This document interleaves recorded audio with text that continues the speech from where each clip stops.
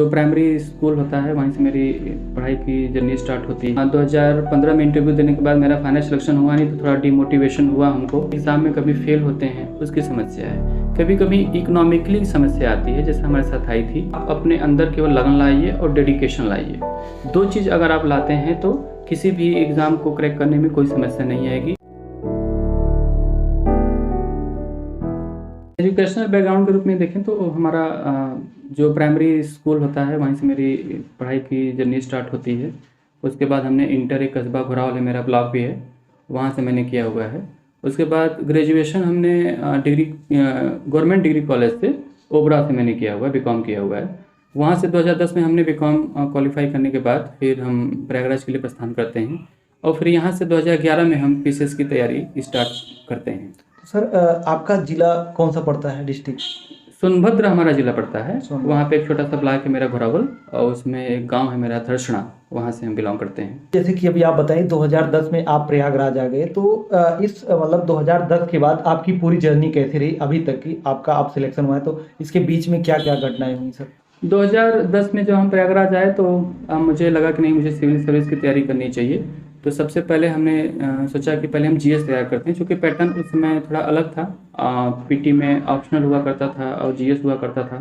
तो सबसे पहले हमने ऑप्शनल तैयार करना स्टार्ट किया, फिर जीएस की सेल्फ स्टडी स्टार्ट की। उसमें मेरा 2 साल लग गया समय। 2013 में मेरा पहली बार पीसीएस का पीटी निकला था, और पीटी निकलने के बाद फिर हमने पीटी के लिए फिर समस्या नहीं झेली है। पीटी में हमारा लगातार बहुत अच्छा स्कोर रहा है।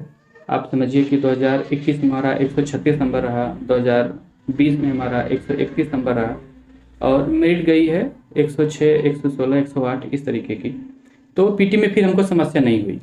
उसके बाद हमने जब मेरा पीटी निकलना स्टार्ट हुआ तो हम मेंस की तैयारी के लिए दिल्ली गए। लगभग 3 साल वहाँ हमने समय बिताया, और रजनीश राज सर हैं हिस्ट्री के, वहाँ पे मैंने हिस्ट्री की कोचिंग की। और कोचिंग करने के बाद 2015 में हमने पीसीएस क्वालिफाई किया और उसका इंटरव्यू दिया, लेकिन दुर्भाग्यवश मेरा फाइनल सिलेक्शन हुआ नहीं। और फिर से मैंने पीसीएस और आरओ दोनों का वैकल्पिक साधन के रूप में मैंने आरओ को ही अपना माना था। तो हम पीसीएस देते थे, उसके बाद फिर रिव्यू ऑफिसर का एग्ज़ाम देते थे। तो आरओ के जितने भी एग्ज़ाम हुए 2017 के एग्ज़ाम को छोड़ के, क्योंकि वो 19 पीसीएस के मेंस के समय ही उसका प्रीलिम्स हुआ था, तो उसको मैंने छोड़ दिया था। उसके अलावा जितने भी आरओ के एग्ज़ाम हुए सारे का मैंने मेंस दिया है। कुछ कुछ मार्क्स हमारे लगातार रुक रहे थे। 2015 में इंटरव्यू देने के बाद मेरा फाइनल सिलेक्शन हुआ नहीं, तो थोड़ा डिमोटिवेशन हुआ हमको अपने पढ़ाई को लेके। लेकिन ये है कि फिर से वही चीज़ कि एक छोटी सी चीज़ होती है जो आपको हमेशा प्रेरित करती रहती है, एक नई सिविल सर्वेंट बनना है। तो वो मुझे फिर से प्रेरित किया और मैं फिर से तैयारी स्टार्ट किया अपना, और लगातार फिर हमने मेंस दिया। उसमें 2019 में 2 नंबर से मेरा इंटरव्यू कॉल रुका। 2020 में हमारा जो है कि लगभग 13 नंबर से इंटरव्यू कॉल रुका। इंटरव्यू कॉल इतने कम मार्क्स से रुक रहे थे, तो मुझे लग रहा था कि मुझे और मेहनत करने की ज़रूरत है, थोड़ा और पुशअप करने की ज़रूरत है अपने ज्ञान को। तो उस क्रम में हमने अपनी तैयारी फिर से स्टार्ट की। आपकी इतनी लंबी जर्नी रही, काफ़ी बार आपको फेलियर मिला, तो उसके बाद जैसे जब फेलियर आदमी को मिलता है तो क्या होता है, डिमोटिवेट हो जाता है। आपके साथ भी हो सकता है हुआ हो। तो अपने आप को आप उस समय कैसे मोटिवेट करते थे कि नहीं अभी हमें यहाँ नहीं रुकना, अभी और आगे तक जाना है तैयारी करना? कई बार हमको सफलता मिली है। हम अभी आपको बता ही रहे थे कि हमको 2013 से हम लगातार मेंस दे रहे हैं। हमने लोअर पीसीएस का भी मेंस दिया है, रिव्यू ऑफिसर के जितने भी एग्ज़ाम हुए हैं सारे का मेंस दिया है, पीसीएस का मैंने मेंस दिया है। कम से कम 14 से 15 मेंस हमने अभी तक देखा है और उसको दिया है, और इंटरव्यू भी दिया है। फाइनल सिलेक्शन नहीं हुआ मेरा।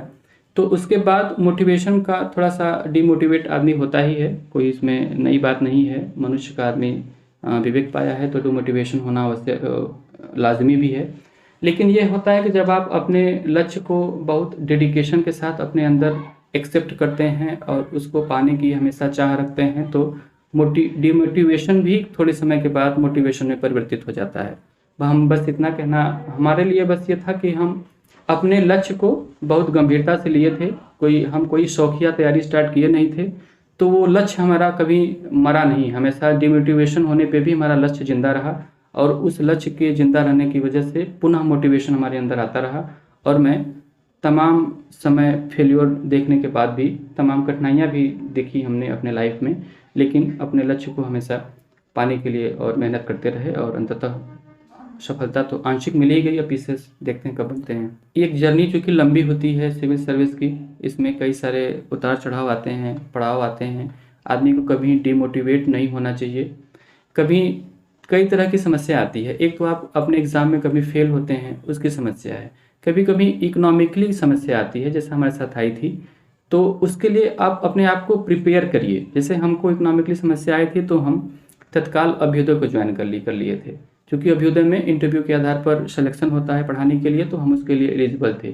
तो अपने आप पे जब आप काम किए रहते हैं तो कोई भी आपके पास समस्या या हर्डल आएगा तो उसके लिए आप हमेशा अपने को सक्षम पाएंगे उससे पार आने का। बस इतना है कि आप अपने अंदर केवल लगन लाइए और डेडिकेशन लाइए।